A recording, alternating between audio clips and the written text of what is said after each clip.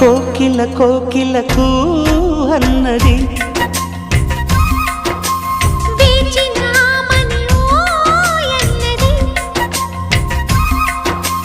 దేవత నీవని మమతల కోవెల తలుపు తెరిచి ఉంచాను.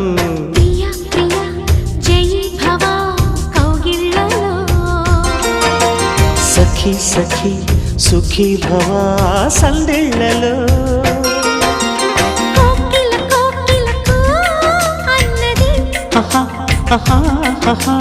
వేచినామని